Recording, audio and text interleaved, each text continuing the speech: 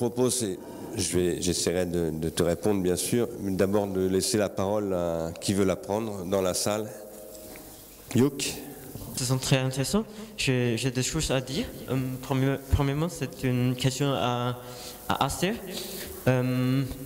Est-ce que vous pouvez spécifier la différence entre la critique et la spéculation? Pour moi, il y a une grande différence entre la spéculation et la critique. Et en fait, on a parlé beaucoup quand on était à Berlin. Par exemple, après l'accident à Fukushima, et j'ai discuté avec beaucoup des amis japonaises, et enfin, ils avaient un conscient que s'il n'y a plus l'énergie nucléaire au Japon, il n'y aurait pas l'économie. L'économie, il va disparaître. Le gloire du Japon, il va disparaître aussi. Ouais. Et ça, pour moi, c'est une spéculation. Ouais. Enfin, mais si on veut faire une critique, il s'agit de quoi? Une critique, et à la fin, tu as parlé de la responsabilité. C'est quoi la relation, le rapport entre la critique et la responsabilité? Le deuxième point, c'est propre de la parole de Gérard, et c'est aussi une question de la responsabilité. Mais en particulier sur David Graeber, parce que je suis le traducteur de David Graeber en chinois. Et je comprends bien et je connais bien David Graeber. Enfin, le problème avec David Graeber est qu'il n'y a pas de la pensée de la technologie, de la technique. Et il ne parle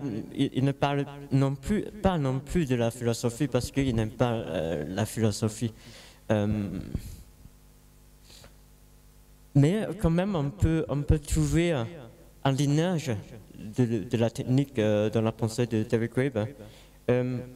Moi, je comprends que pour lui, le problème est que dans l'histoire humaine, dans l'histoire occidentale, par exemple, plus spécifique, l'enjeu, c'est la formalisation de la dette. Enfin, la dette existait même dans l'économie de temps. Oui. Mais après, il y a un processus de la formalisation de la dette.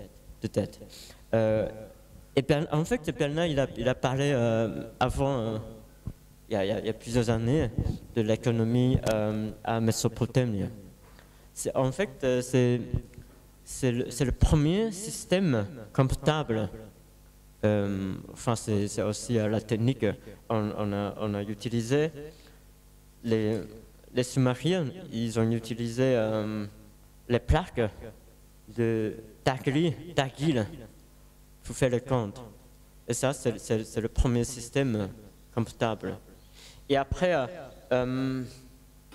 par exemple, dans les années 80, pendant la crise, il y avait un problème. Le problème est que les gens pensaient que oui, c'est le problème de la machine, parce que les marchands, ils ne décrochent pas le téléphone. Et du coup, on ne peut pas maintenir le système de compte. Et à la fin, il y a la crise. Mais aujourd'hui, après, en 2008, on pensait que c'est le problème de machines, parce qu'il y a un réseau qui lien toutes les machines ensemble, et le database ne fonctionne pas à la fin. Enfin, je pense, oui, en fait, il y a une pensée de la technique chez David Graeber. Mais en fait, il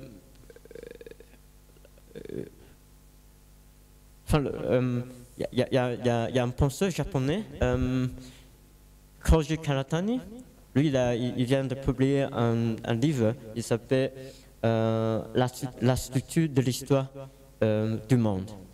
C'est pas encore traduit en anglais ou en français, mais dans lequel il a critiqué David Graeber. Il a dit qu'en fait, l'économie dedans, c'est comme le retour de reflet chez Freud. Il revient, il retourne de temps en temps dans l'histoire humaine.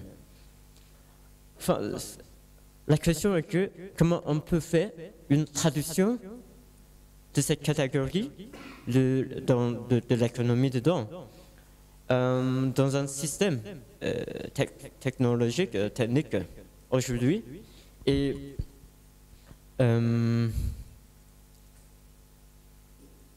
moi, je pense que ça, c'est l'enjeu dans la pensée de David Graeber, et il faut reprendre ces questions-là. Ok. Comme est toujours le cas pour moi, je dépends d'une lecture de Lev. Je suis sourd, donc je ne suis pas tout à fait certain d'avoir compris la question. C'était comment traduire l'économie dedans dans un système de technique contemporain, c'est ça? Ok.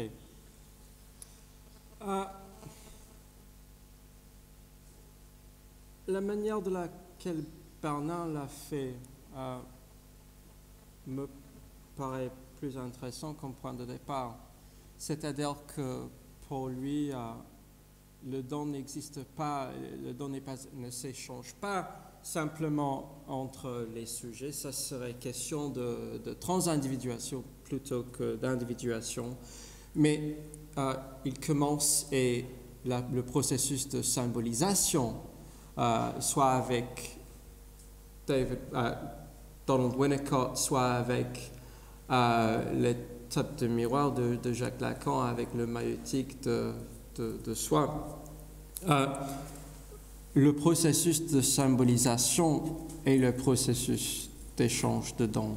C'est-à-dire que j'existe dans un rapport d'échange avec mes prothèses. Et à la question que posait Axel sur le don chez Jacques Derrida, comment peut-il exister un don en même temps que sujet? C'est parce que leur réception de don détruit et réinvente le sujet en même temps. Donc je ne sais pas s'il y a question de dette là. Derrida parle du don comme dette.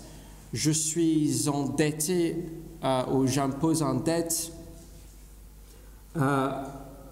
mon destinataire à partir du moment où il reconnaît son don comme don. Mais si ce don préexiste le destinataire, c'est-à-dire si le don comme objet technique est ce qui crée le destinataire, pour le poser en termes d'une question ontologique, peut-il se trouver dans un rapport de dette avec quelque chose sur lequel il n'existerait pas? Je ne sais pas. C'est une question de prothèse. Est-ce que je suis endetté à mes prothèses? Dette, ici, me paraît être une mauvaise conceptualisation. Soit-il une question d'addiction ou d'obligation, de responsabilité, comme tu l'as dit. Je ne sais pas si on a forcément besoin de réintégrer une économie de don comme l'a analysé Mauss dans ce que nous faisons d'aujourd'hui, mais une économie de contribution serait peut-être un point de départ convenable, c'est-à-dire une économie qui ne se voit pas en termes de contractualisation ou en termes de, pour prendre une perspective grébérienne, qui ne se voit pas en termes d'imposition de dette. Mais à la différence de Mauss, à la différence de divers anthropologues américains qui cherchent à le trouver partout, je suis content de ne pas vouloir réinsérer Mauss. L'analyse que fait Bernard, dans un sens, métaphorique, car il ne parle pas des systèmes d'échange énormes dans Paulemos, mais cet échange symbolique qui existe entre le qui et le quoi, c'est ça l'entrée théorique de nos jours de Marcel Mauss. Je sais ça, ayant écrit il y a 3 ans, 4 ans, tout un livre sur Marcel Mauss où je disais que le don est l'événement. J'ai quasiment changé d'avis. Je crois que, comme disait Axel, le don, c'est le système d'échange qui inaugure la technicité. C'est cette question parce que pour moi, je crois que au fond de l'économie de don, chez Graeber, Mauss, il s'agit d'une ontologie. Bernard, il a parlé beaucoup d'ontologie, pas une ontologie, mais onté. Oui. H-A-N. Ontologie. Comme Derrida. Oui. Ontologie, oui. Parce que, en fait, moi je crois que c'est le premier moment de symbolisation. Enfin, parce que Mauss, il a parlé de how. Enfin, quand je reçois quelque chose, en fait, j'ai peur. Je dois redonner des choses à quelqu'un d'autre ou retour le don à la terre, par exemple, ou d'origine de cet objet. Et pour David Graeber, en fait, c'est le principe qui peut régler ou qui peut faire continuer le système d'échange. Du coup, il s'agit d'une ontologie. Et peut-être pour nous, du coup, il faut reprendre la relation entre les catastrophes et la responsabilité. Parce que la catastrophe, c'est le peur. On a peur des catastrophes.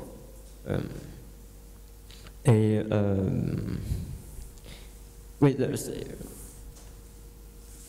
c'est ce que je disais, je demandais comment on peut traduire les catégories de l'économie de don comme ontologie, comme art, comme mana, dans un système technique contemporain. Je dirais bien un petit mot sur ce point-là. Et puis ça serait une manière de commencer à répondre un petit peu aux questions de Gérald, mais pas aux dernières questions. Tout à l'heure, j'essaierai de le faire.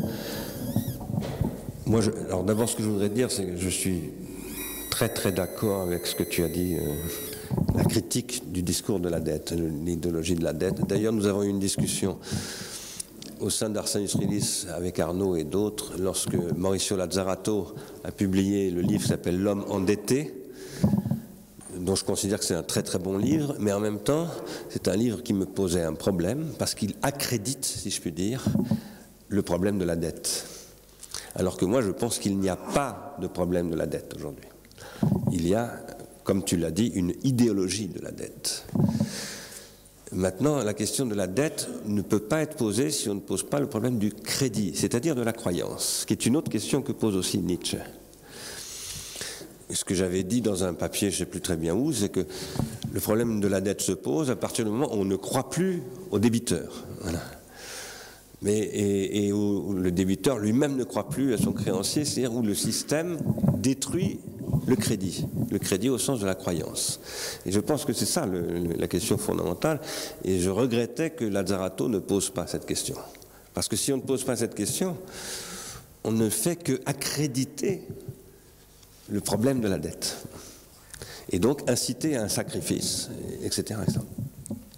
Alors, cela ayant été dit, pour revenir maintenant sur la question que pose Hugh, mais il a aussi adressé une question à Axel, peut-être que Axel voudra y répondre. Pour moi, la question de la dette, il faut y substituer ce que tu as appelé, Gérald, la question de l'obligation, ce qui est tout à fait autre chose qu'une dette. C'est un lien J'adore en portugais, on parle un petit peu portugais puisqu'il y a Carlos qui est là et quelques Brésiliens. Obrigado, c'est quelque chose, voilà, qui dit tout de ça. Obrigado. Cette question de l'obligation, j'essaye moi de la penser comme étant l'ontologie HAN du défaut. Voilà. La question pour moi, ce n'est pas la dette, c'est le défaut, dont la dette est une façon de formuler le problème du défaut. Et je dirais une façon judéo-chrétienne, alors là, je reprendrai les termes de Nietzsche,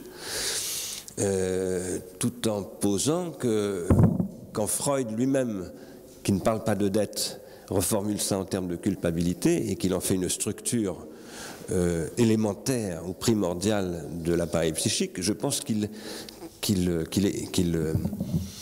ontologise quelque chose qui ne doit pas être ontologisé. Pour moi, la culpabilité n'est pas constitutive de l'appareil psychique.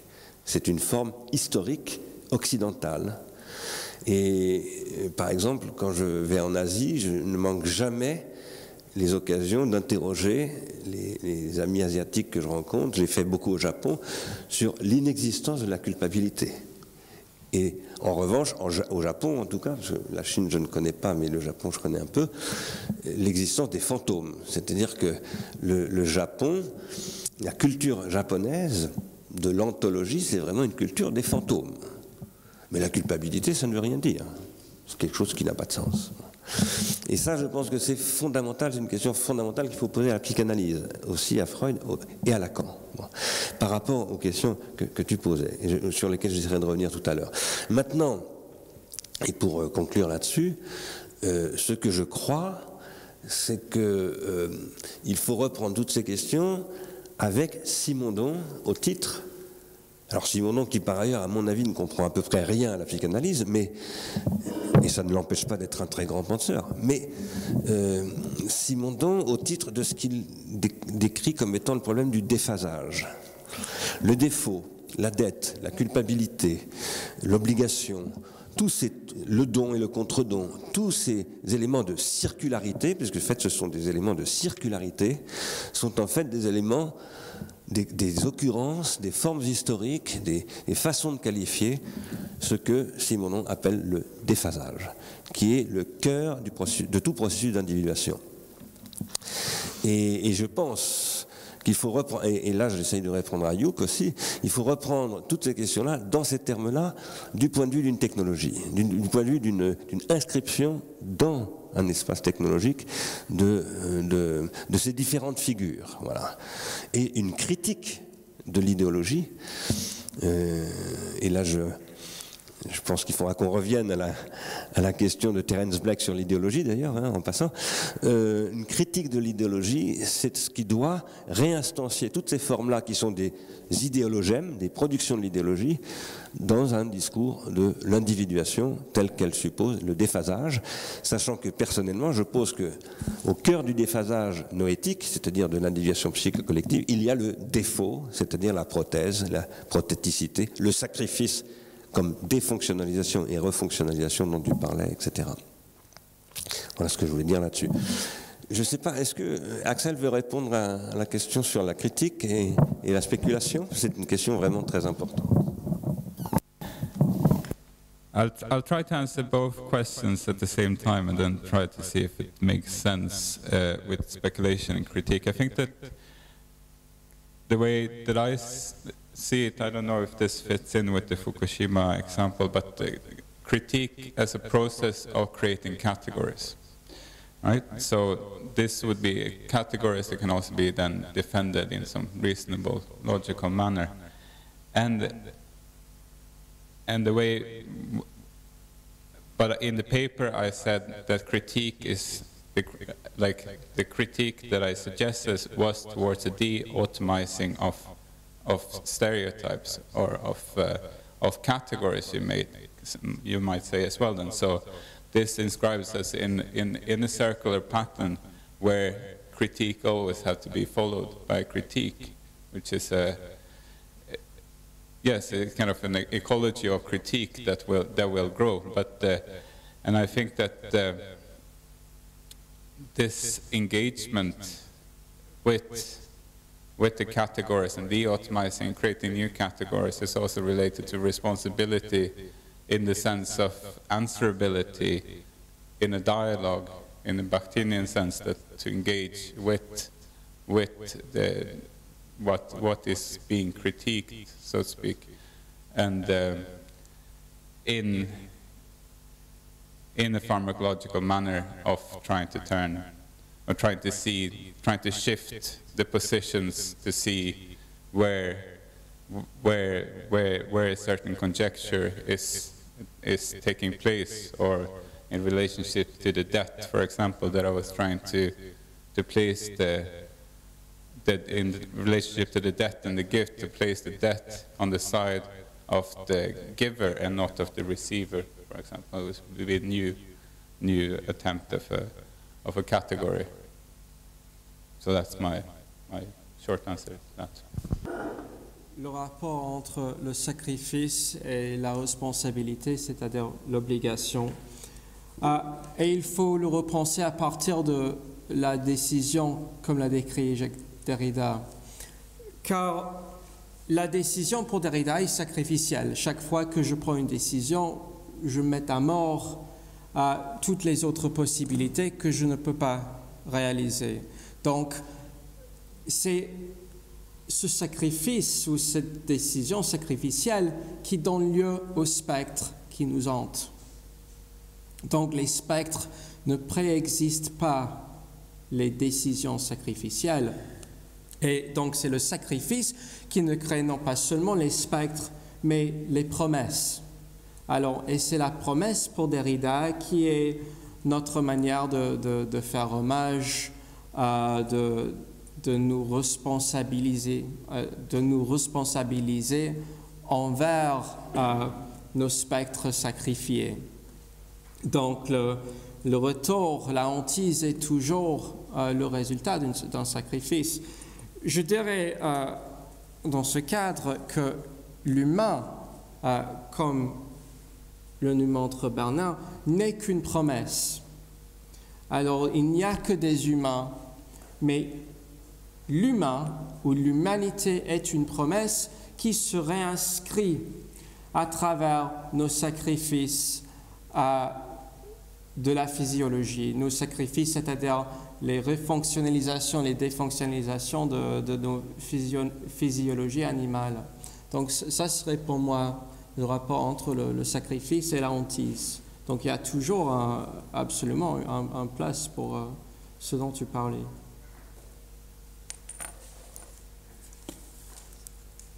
Qui veut intervenir? Oui, Francesco. Je voudrais retourner sur ce qui a été dit par Stigler ce matin à propos de la lutte pour la reconnaissance et de la référence à Hegel. Je suis absolument d'accord que c'est vrai que la paix naît de la lutte pour la reconnaissance, der Kampf um Anerkennung, mais c'est ce qu'il faut remarquer, surtout en partant de la première version qui est dans la philosophie de l'esprit de 1803, qui en fait, la paix n'est pas du fait que quelqu'un, un des deux consciences, renonce. Et il tient à la vie et donc renonce à la lutte. Parce que ça, c'est la faillite de la lutte pour la reconnaissance. Parce que chaque conscience, pour être soi-même, doit être reconnue par une autre conscience. Quand une conscience renonce à la reconnaissance, ça veut dire que les deux ne sont pas reconnus, donc ne sont pas des consciences. Mais la paix naît du fait que les deux consciences prennent conscience du fait que pour être soi-même, elles doivent renoncer à l'affirmation de soi-même, à l'affirmation absolue de soi-même, qui serait nécessairement conflictuelle, donc une perpétuation de la guerre. Et ça que c'est intéressant peut-être pour ce que nous avons dit ce matin, c'est que le terme qu'utilise Hegel pour dire cette renonce mutuelle qui fait naître le troisième c'est l'institution, c'est l'État, on peut dire, c'est l'État ou l'ethos. c'est exactement le mot qu'utilise Hegel, c'est Opfer, c'est sacrifice. On sacrifie propre prétention à être absolument reconnu pour avoir la possibilité d'être reconnu par un troisième qui nous garantit. Non? On est comme ça naît la communauté. Et autre chose, encore à partir de la philosophie de l'esprit de 1803, c'est très intéressant, je crois, parce que tu as dit que Hegel ne parle pas de l'instrument. Et dans la philosophie de l'esprit de 1803, il parle de l'instrument et c'est exactement cet enlève qui, je crois que ça va t'intéresser parce que c'est exactement dans l'émergence de l'humain, de l'animalité. Ça veut dire c'est le premier moment de la constitution de la conscience. On est beaucoup avant la lutte pour la reconnaissance et c'est l'instrument bien avant le travail, c'est la condition du travail. Et au travers de l'instrument, dit Hegel, l'homme se détache de son animalité parce que l'instrument lui permet de satisfaire les besoins naturels, que c'est typique de l'animal. L'animal a besoin, doit satisfaire son besoin, chaque fois. L'instrument le rend l'homme indépendant de cette contingence de besoins. Et donc, l'instrument, c'est une version de littérabilité technique qui lui permet de s'émanciper du lien naturel avec l'ambiance et de quelle façon les dominer, ou en tout cas les prévenir, non? Parce que l'instrument permet de satisfaire les besoins aujourd'hui, mais aussi demain, après-demain, quand il y aura les besoins, je pourrai les satisfaire. Et c'est de là qui naît le travail, dans cette généalogie de la conscience qui vient avant la phénoménologie de l'esprit. C'est ça.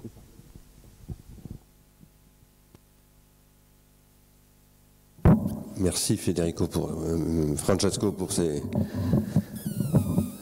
précisions qui sont évidemment très très importantes et qui permettent d'ailleurs de remettre la question de la paix au point de départ. Voilà. Ça, et qui vont dans le sens de ce à quoi j'appelle un peu là. Mais je suis tout à fait d'accord avec ce que tu dis, bien sûr. Mais en même temps, je maintiens ce que je disais ce matin parce que, moi j'ai essayé de dire dans un livre qui s'appelle État de choc, que c'est ce dont nous parlions un tout petit peu hier d'ailleurs avec Ricardo. Pour moi, Hegel est absolument fondamental parce que, alors là, quand je dis pour moi, c'est vraiment pour moi, c'est-à-dire dans le travail que je fais moi. Hegel, c'est le premier penseur de l'extériorisation. C'est ce que j'ai écrit dans État de choc. Le premier philosophe qui véritablement fait de l'extériorisation l'objet de la philosophie, c'est Hegel. Et la phénoménologie de l'esprit, c'est ça. C'est l'histoire de l'extériorisation. Donc je suis absolument d'accord avec ce que tu dis. Mais en même temps, j'ai essayé de montrer dans État de choc que, bizarrement, cette extériorisation, à mesure qu'elle se produit, elle s'efface. C'est-à-dire que Hegel, l'idéalisme hegelien, efface cette extériorisation. C'est-à-dire qu'elle n'aura été qu'un moment, comme dit Hegel, de quelque chose qui n'est plus l'extériorisation. Et ça, pour moi, ça fait qu'il n'y a pas de pharmacologie possible dans le hegelianisme. Voilà. Et en particulier, j'ai insisté beaucoup sur cette question à propos de la fameuse proposition spéculative. Puisque la proposition spéculative, Catherine Malabou l'a montré assez bien, c'est essentiellement une machine de lecture, c'est une question de la lecture. Hegel prend effectivement, pour exemplifier au début dans l'introduction de la phénoménologie de l'esprit, il fait une métaphore du lecteur et de la lecture, mais en même temps, c'est un lecteur sans écriture. C'est un lecteur où il n'y a plus d'extériorité. Et donc il y a un grand problème, c'est-à-dire qu'il dit la chose et en même temps il la refoule. Voilà. C'est une contradiction, c'est un paradoxe, c'est un problème de la métaphysique. Alors, je suis tout à fait d'accord avec ce que tu dis, mais en même temps, je pense que la réception finalement de Hegel qui s'est faite à travers cela, et aussi une lecture de la dialectique du maître et de l'esclave qui en plus a été faite par le marxisme d'une manière complètement erronée. Et à partir de là, nous sommes dans le hegelianisme, non pas Hegel en tant qu'auteur, par exemple, de la philosophie de l'esprit de 1803, mais le hegelianisme, il nous est arrivé comme cela, et je pense qu'il faut le relire en profondeur. Y compris d'ailleurs pour reprendre la question du don, de la reconnaissance, parce que le don et le contre-don, ça fait partie de tout cela. Pour relire tout cela, et j'en profite d'ailleurs pour dire que Graeber, j'espère qu'on va l'inviter, j'ai l'intention de l'inviter à Paris au mois de décembre, David Graeber, parce que Arsenius Relis veut organiser au mois de décembre à Paris une discussion avec les grands mouvements sociaux dont Occupy Wall Street. David Graeber est un des fondateurs. Alors, Hugh nous a précisé qu'il n'aime pas la philosophie, donc ce sera peut-être difficile, mais pour essayer de reposer toutes ces questions, dont Graeber, par exemple, a pu parler, à l'intérieur de cette configuration de lecture tronquées ou déformées qui ont été faites. Et, parce que nous, ce que nous soutenons à Arsenius Relis, c'est que tous ces mouvements-là, qui ont eu lieu entre 2010 et aujourd'hui, comme il y en a en ce moment aussi en Turquie, etc., s'ils ne réarment pas conceptuellement leur lutte, n'ont absolument aucun avenir, et que par conséquent, il faut réarmer tout cela, mais par rapport à la culture que ces mouvements ont portée, qui est la culture du numérique, voilà. Et donc où il faut que le problème du pharmacone, de l'instrument, de la technicité soit reporté au premier plan. Voilà ce que je voulais dire pour te répondre, Francesco, mais on reprendra sûrement cette discussion. Qui d'autre veut la parole? Paolo et Riccardo. Ils sont voisins, donc ça va. Je propose quelque chose, comme le temps tourne, et après on sera obligé d'aller déjeuner sans retarder, parce que sinon le retard après se reporte le soir, et comme il y a ce soir un spectacle, nous ne pouvons pas être en retard, je propose de prendre plusieurs questions, les unes derrière les autres, et ensuite, voilà, donc après Paolo, Riccardo. Je voudrais faire réagir Diego Viana ce que nous avons dit maintenant, et en particulier sur ce qui concerne l'idéologie de la dette par rapport au défaut, et en particulier, une deuxième fois, par rapport à ce qu'a dit Gérald Moore quand il a cité Jacques Derrida et la question de la choix. C'est-à-dire que chaque choix, c'est un sacrifice. Et alors, je voudrais demander à Diego Viana, par rapport, comme dire, la neuroéconomie et la neurofinance face à la dette. Qu'est-ce qui fait la neurofinance? Qu'est-ce qu'il pense la neurofinance de la dette, du défaut, et en particulier, qu'est-ce qu'il pense l'actionnaire ou broker quand il fait un choix par rapport à la dette et au défaut, au point de vue éthique ou éthique politique? J'ai une question pour Gérald. Je voudrais vous demander de m'aider à comprendre votre position sur le sacrifice. Pour simplifier, je considère trois possibilités. La première, c'est le sacrifice. Il y a un sacrifice originaire. C'est une position théologique. La deuxième, c'est qu'il y a un défaut d'origine du sacrifice. Et le troisième, c'est, pour le dire comme Aristote, que le sacrifice polagos legetai. Il y en a beaucoup de manières de dire sacrifice. Je crois que la troisième position, c'est la plus intéressante entre un projet de pharmacologie positive. Parce que dans ces projets, c'est possible de choisir la manière de dire sacrifice. Et je voudrais vous demander quelle est votre position. Oui, Simon. Des explications, donc avoir auprès de Gérald des explications sur ce qu'il a dit sur Derrida et le fait de choisir et de sacrifier des possibles, parce que vous avez parlé des sacrifices dans la refonctionnalisation technique. Alors je suis d'accord, c'est vrai que si j'investis un instrument de musique, je vais sacrifier beaucoup de temps à savoir le maîtriser, mais Dans le même temps, c'est aussi très bon pour ma volonté de puissance. Ma volonté d'agir, ça m'ouvrira énormément de possibles, et j'aurais parlé du coup d'investissement. Et alors, par rapport au choix et à la sélection et au sacrifice des possibles, je me disais que de la même manière, apprendre à lire et à écrire ouvrait énormément aux inattendus et à la pensée rationnelle, par exemple.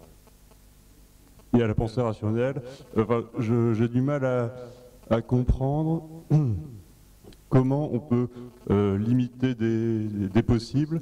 Est-ce que les possibles existent avant l'investissement technique? Et est-ce que le choix se fait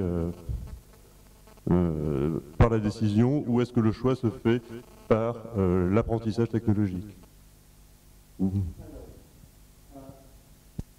Tenter de reprendre les deux dernières questions ensemble et puis de retourner au premier pour en parler avec Diego.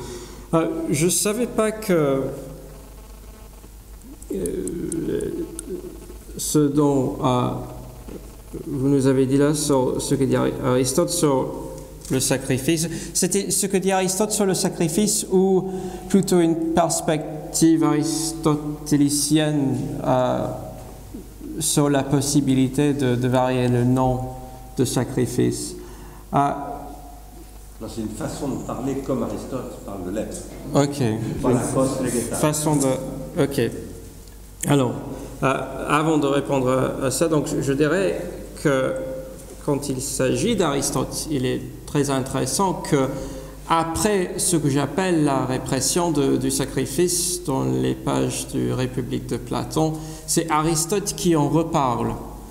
C'est Aristote qui parle des repas sacrificiels dont Platon ne figure que négativement. Et Aristote parle du sacrifice dans le contexte de la participation. Mais alors, est-ce que le sacrifice ne serait qu'une manière de parler, une façon de parler, une espèce de perspective? Je préfère penser si je tente de penser une espèce de sacrifice originaire, c'est parce que, comme René Girard, qui, je dois avouer, je trouve assez limité, je vois dans les rites sacrificiels qu'une répétition d'autre chose. C'est-à-dire, qu'est-ce qu'on trouve dans les repas sacrificiels, dans les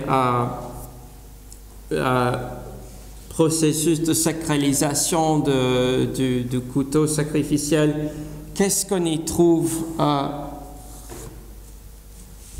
qui n'est que répétition de quelque chose plutôt ontologique ou originaire. Et c'est ça où je dis que les rites sacrificiels, avec la mise à mort des animaux domestiqués ou des humains animalisés, avec la consommation commémorative, ne sont que des répétitions d'un sacrifice originaire, c'est-à-dire le sacrifice de la physiologie des instincts en faveur de l'enculturation. Donc pour moi, ce n'est pas simplement qu'une manière de parler des choses. C'est peut-être la dimension, je ne veux pas dire essentielle ou fondamentale, évidemment, pour de raisons que nous connaissons très bien, mais c'est quoi en consiste la constitution, la performance de l'humain ou de la promesse de l'humain à travers les humains. Alors, donc pour revenir à la question de ces possibilités et est-ce que les possibilités préexistent ou non les outils, je dirais que ce que nous montre Bernard avec son théorie du don et ce que je tente d'ajouter avec une théorie de sacrifice, oui. nos outils créent des possibilités avec ou à travers lesquelles nous nous inventons. Donc, comme a dit Bernard, c'est un processus de déphasage. Je prends un nouvel outil, je me crée, je ne m'adapte pas à mon environnement, je me recrée à un environnement, et avec cette récréation, cette réinvention, je mets à mort une existence intérieure. C'est-à-dire que je me réinvente à chaque instant à travers mes outils. Si le désavouement du sacrifice me paraît dangereux dans le monde contemporain, c'est qu'en désavouant ou en réprimant le sacrifice, nous risquons de détruire ces processus sacrificiels à travers lesquels nous nous inventons. Et c'est ça qui me mène à la question qui avait été posée au début. Il y a quelque chose à ajouter ici, et je ne sais pas exactement comment le naviguer. Quand Derrida parle de la décision qui est toujours déjà sacrificielle, il parle de la décision de l'autre en moi. Alors, quand je sacrifie, je ne suis pas capable de maîtriser en avance les dimensions, les conséquences de mon geste sacrificiel. Ce que je sacrifie risque toujours d'avoir des conséquences qui vont me hanter et qui seront de retour en excès de ma capacité de vivre avec les conséquences. Cette dimension de la décision de l'autre en moi, il faut le repenser à travers les technologies numériques, c'est-à-dire la décision de l'autre en moi, en quel sens est cet autre la technologie, en quel sens est-il mes prothèses technologiques qui pensent à ma part. Derrida a dit quelque part, je crois qu'il l'a dit à l'origine en anglais dans les séminaires de Sydney, s'il y aura un autre du XXe siècle, ça sera la technologie. Donc je m'intéresse. Je ne sais pas s'il y a une différence à faire ici entre l'autre qui est la technologie et les autres. Mais je m'intéresse à cette possibilité. Je sais que ce n'est pas une réponse à la question. Si ce n'est pas une réponse à la question, c'est que je n'ai pas eu l'occasion d'en penser les conséquences. Je m'intéresse à cette question de l'autre, la décision de l'autre en moi et le rapport entre la technologie et le sacrifice. Je ne sais pas quoi d'ajouter à ça, mais est-ce que Diego voulait ajouter quelque chose car la question était... Paolo. Je crois qu'il n'est plus là, Diego, mais apparemment... si, il ne nous entend pas. Il est figé? Ok. Peut-être qu'il est fatigué. Je voudrais dire quelques mots, si vous voulez bien, pour un petit peu réagir sur les trois interventions. Je suis quand même très frappé de leur point de... Oui, Diego, vous voulez parler? On n'entend pas. Oui, il y avait une question sur la neuroéconomie. Oui. Oui, quelqu'un avait posé une question, non? C'est Paolo qui vous avait posé une question. Mais... Ah oui, c'était sur comment la neuroéconomie voit la dette et la question de l'éthique, c'était ça? Oui, c'était est-ce qu'il y a une question de la dette? Qu'est-ce que la neuroéconomie dit de la question de la dette? Et du choix. Et du choix, oui. Du choix, il en a parlé, mais de la dette, non. Oui, justement, la dette apparaît dans ce cœur des neuroéconomistes. Et là, il y a un tout autre champ de la neurofinance qui a un rapport un peu éloigné. Mais cela apparaît dans ce qu'ils appellent le choix intertemporel, et où le risque est central. Donc, il y a une évaluation d'un risque qui n'est pas proprement parlé ni directement une peur ou une représentation de la catastrophe, mais tout cela médiatisé par la perspective d'un gain ou d'une perte monétisée, c'est-à-dire rendue bivalente, arithmétique et tout ça. Donc, quand il parle il y avait une partie, c'était sur un investisseur dans le marché et tout ça, ce qu'ils vont faire, c'est de rendre ces possibilités de choisir et de perdre comme un contrebalancement dans ce marché où l'agent va apprendre à chaque fois selon la rationalité globale et tout ça que j'ai parlé. Mais ce que j'ai trouvé intéressant, c'était la question sur l'éthique qui n'apparaît pas vraiment dans ces auteurs-là, mais il y a une partie curieuse qui est un certain malaise, si je peux dire comme ça, avec le fait que souvent les agents, comme ils disent, ne se comportent pas selon cette courbe d'utilité concave dans le cercle de cette rationalité environnementale, ce qui veut dire qu'il y a quelque chose qui adultère cette courbe idéalisée.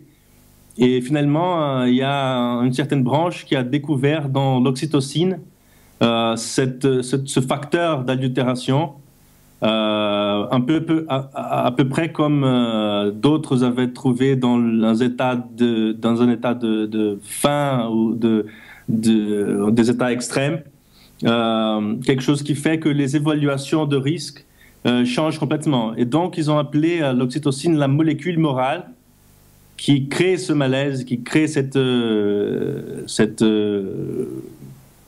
adultération.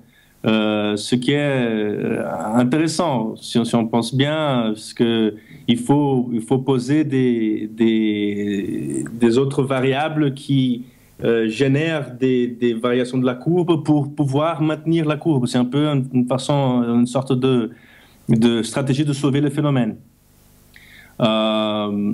Et je ne sais pas si j'ai répondu un peu à ce que vous aviez demandé. Mais c'est vrai que pour eux, ce n'est pas une question vraiment sociale, éthique ou ainsi de suite. C'est une stratégie vraiment de rendre tout cela calculable selon les conceptions du choix rationnel. Merci Diego. On ne va pas prendre d'autres questions parce que sinon on va être trop en retard. Et puis je voudrais dire quand même quelques mots si vous permettez. Bon, d'abord, j'aurais voulu réagir sur l'exposé d'Axel, je ne le ferai pas maintenant parce qu'on n'en a plus le temps, mais je reviendrai sur ces questions dans mon propre exposé de dimanche, qui va d'ailleurs croiser aussi les questions qu'a abordées Diego.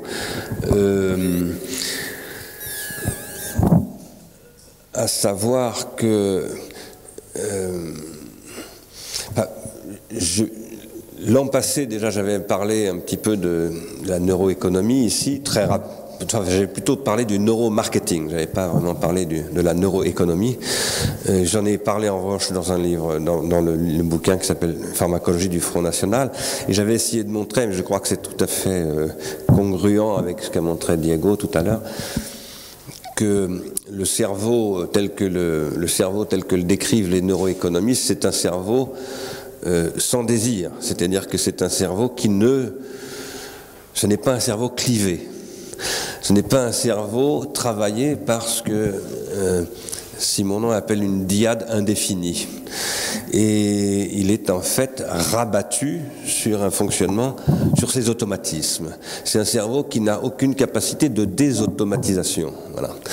Et en fait, c'est le cerveau du consommateur. Donc le cerveau du consommateur sert de modèle à la décision, alors que le consommateur est un être manipulé qui précisément ne peut pas décider. Donc il y a quelque chose de totalement paradoxal dans cette démarche que je rapporterai dimanche prochain à ce que j'ai appelé la fourmilière numérique, parce que je crois que c'est un modèle qui repose sur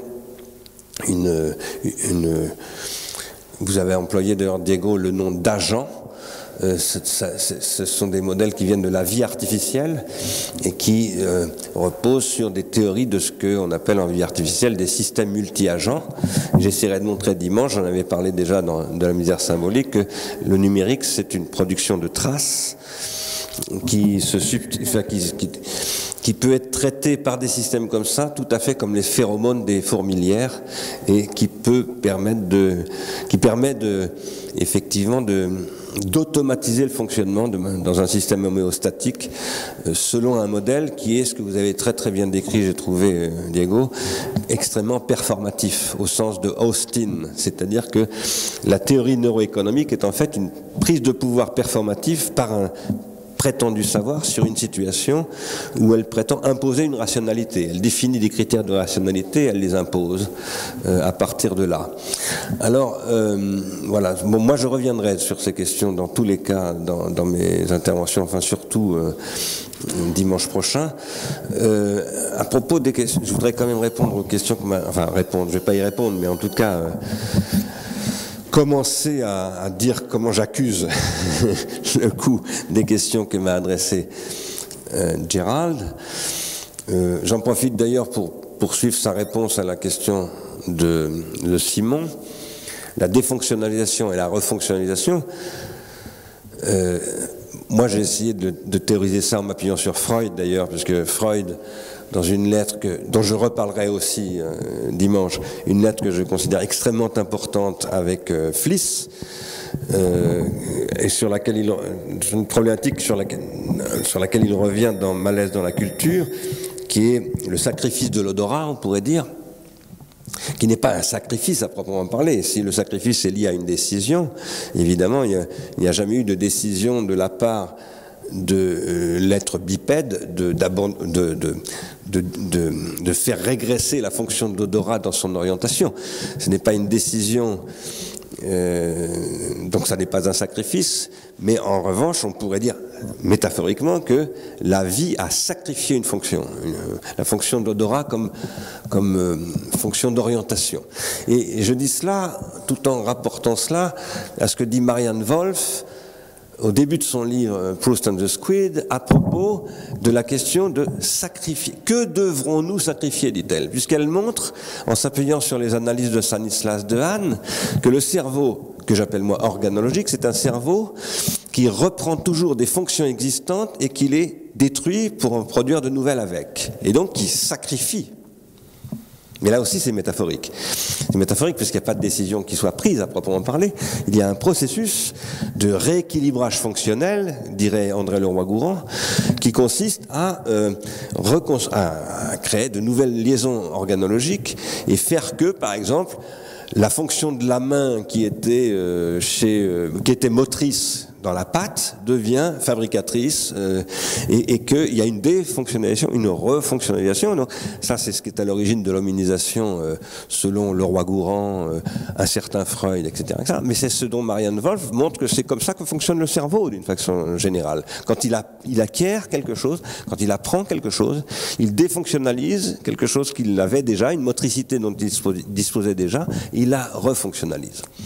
Alors, ça, c'est une dimension du sacrifice dont parlait Gérald. Mais en fait, là, ce sacrifice n'est pas décisionnel. Toi, tu disais, si je décide d'apprendre à jouer du piano, bon, c'est autre chose. Parce que ça, c'est une autre dimension qui relève de ta décision. Et tu dis, c'est un investissement, donc c'est pas seulement un sacrifice. Le sacrifice n'est jamais seulement un sacrifice. Le sacrifice est toujours un gain. Sinon, il n'y aurait pas de sacrifice. Donc, de l'autre en moi. Donc c'est jamais moi qui prend en charge le sacrifice.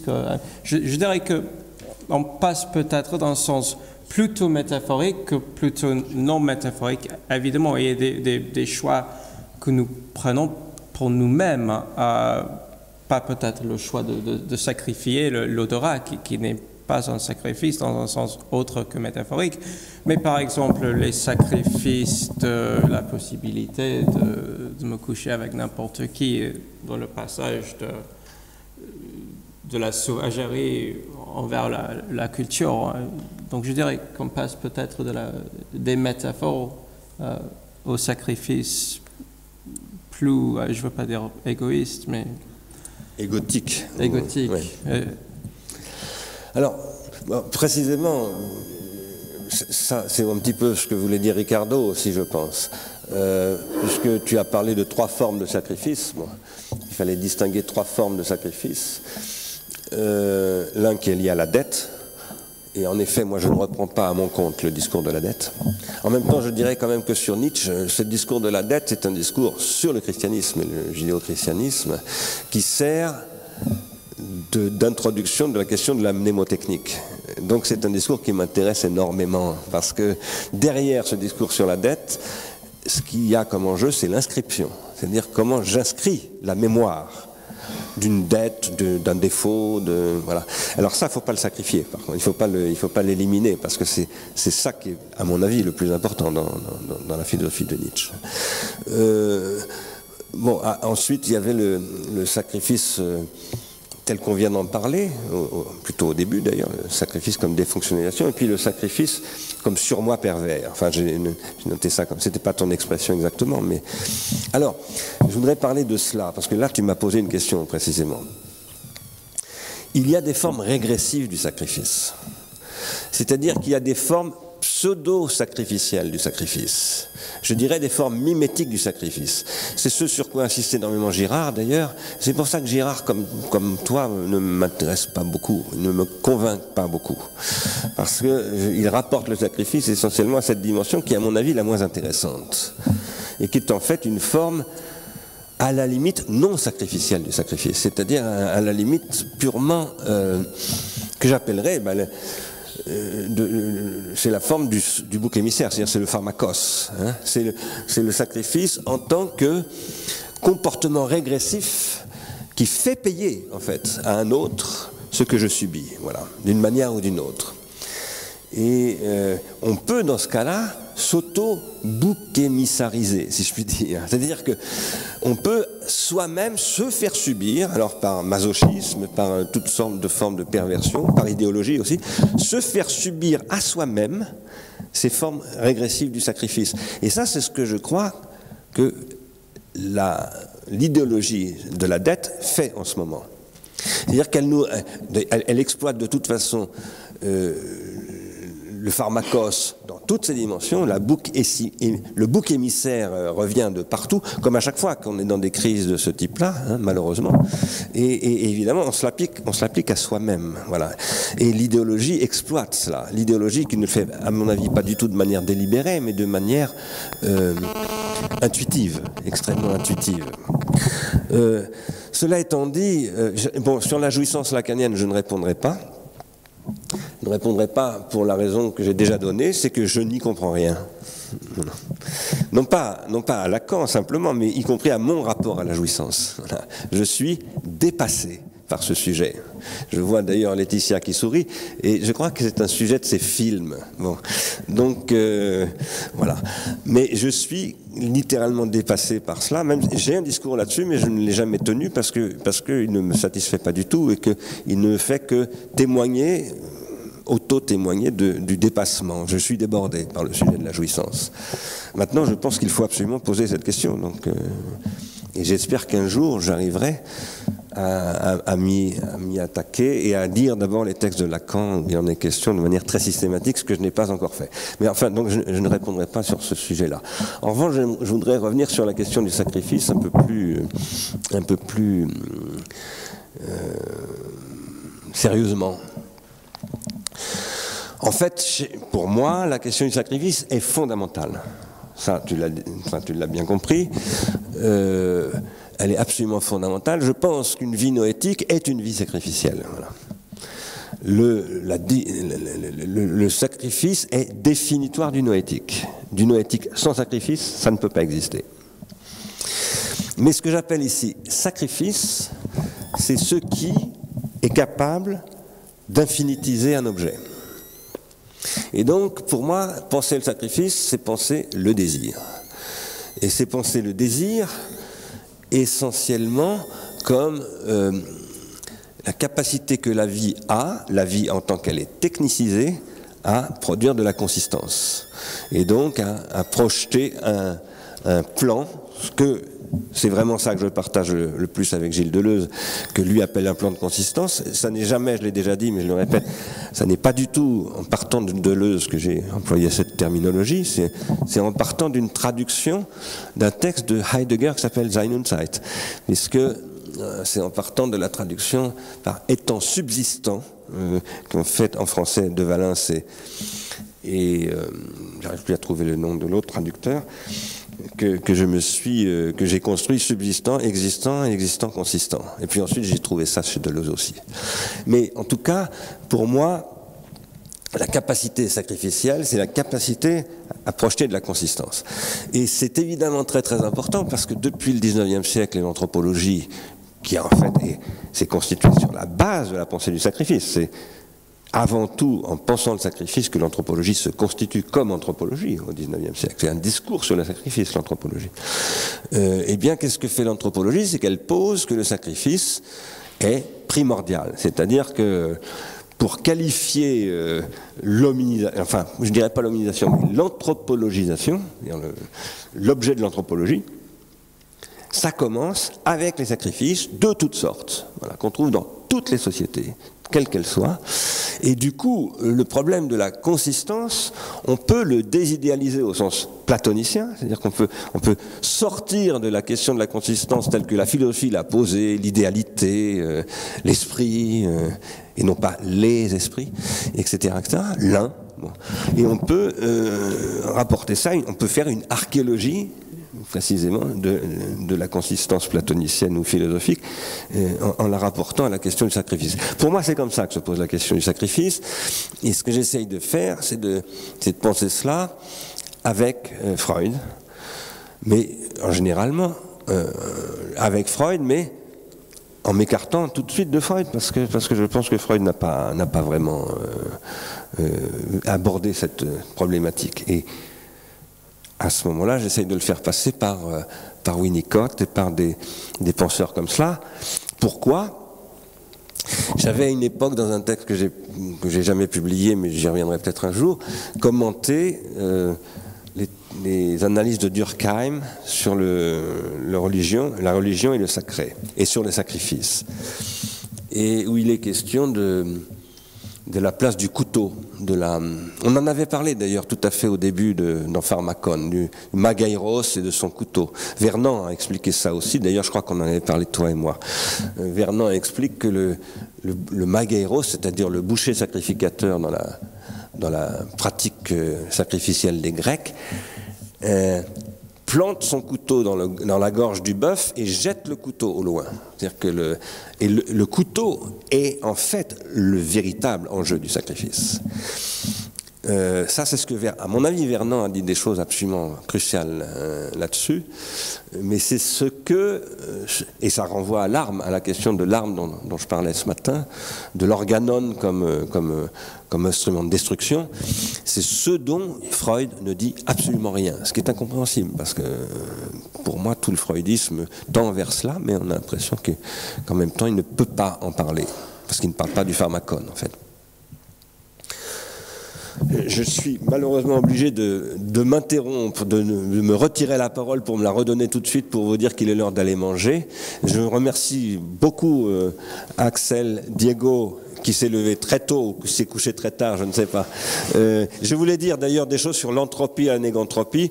Bon, j'ai pas eu le temps de le faire entre Axel et Diego, mais j'y reviendrai dimanche. Et je voulais donc remercier évidemment beaucoup de Gérald et vous tous. Et on va donc déjeuner et on reprend à 3h. Bon appétit.